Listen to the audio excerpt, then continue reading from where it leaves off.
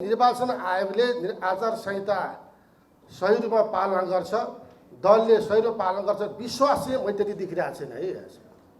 निर्वाचन आयोगप्रति आम नागरिकको विश्वास अलि मैले जति हुनुपर्ने त्यो पाइरहेको छैन र जुन हिसाबमा दल दर्ता गर्ने, उम्मेदवार दर्ता गर्ने र आचार संहिता कार्यान्वयन गर्ने क्रममा निर्वाचन आयोगले खालि स्पष्टीकरण सोधेर मात्रै बस्ने हो कि त्यो कारबाही हुन्छ भने विश्वास अहिले मतदातालाई र आम नागरिकलाई यदि आधार उल्लङ्घन भयो भने निर्वाचन आयोगले उम्मेदवार रद्द गर्छ है, जितिसकेपछि पनि त्यो परिणाम चाहिँ रद्द गर्छ भन्ने विश्वास त दिलाउन सकिरहेको छैन।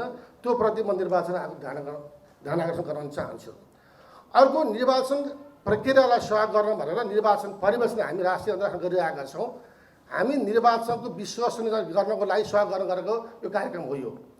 तर निर्वाचन आयोगले अनुमति दिने बेलामा र परिचय पत्र बनाउने बेलामा जुन हिसाबमा सहयोग गर्नुपर्ने थियो त्यो हामीले पाइरहेका छैनौँ। त्यो प्रति निर्वाचन आयोगले मेरो अनुरोध के छ भन्दा तपाईँहरूको तर्फबाट होइन, तपाईँहरूको पनि मूल्याङ्कन गर्न हामी आएका हौँ।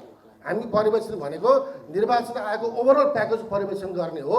यो काममा निर्वाचन आयोगले तपाईँहरूले दिएको अनुमति अनुसार हामीले काम गर्नुपर्छ। काम गरेन भने यसलाई कानुनी प्रक्रियाबाट यसलाई हेर्ने दृष्टिकोण छँदैछ। त्यही हुनाले परिचय पत्र बनाउने, प्रवेशहरूलाई खुला रूपमा सबै ठाउँमा जाने परम्परा बसाल्नु पर्यो।